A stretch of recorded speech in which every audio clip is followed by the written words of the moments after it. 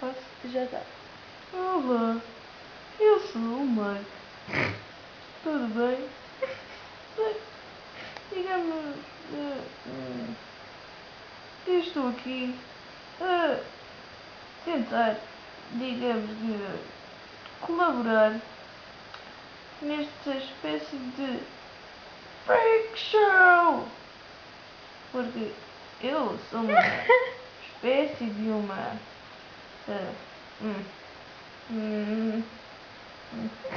aberração.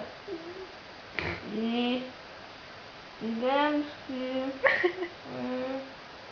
eu sou tecnicamente um pé. Eu sou um pé. Pé. Pé. Eu sou um pé. Fuck you now. Aqui ao contrário. Calma.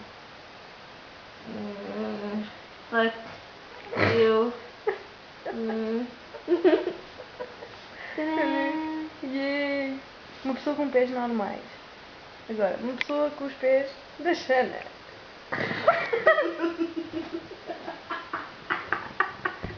A Xana nasceu com uma deficiência pesal.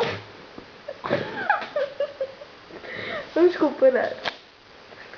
Descubra as diferenças. Sim. Descubra as diferenças. Quantas diferenças é que há? Agora, não é a cor, nem o número de calçado, mas sim estes dois dedos. Tadã!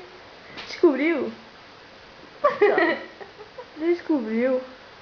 Mas, digamos. Não. Digamos que isto é um exemplo de uma pessoa que não tem cartão do cidadão.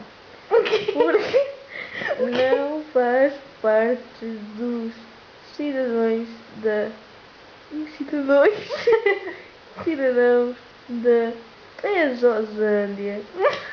Porque o Mr.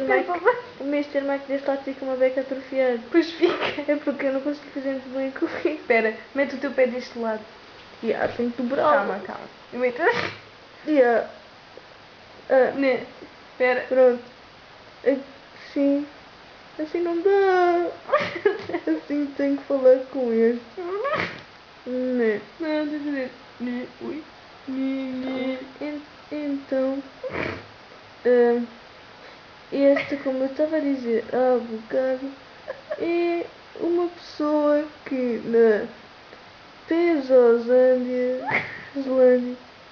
não tem o dito cartão do cidadão, ou seja, porque não é considerado uma pessoa em estado normal, porque esta, digamos que, coisa muito engraçada, que não ter culpa de nascer assim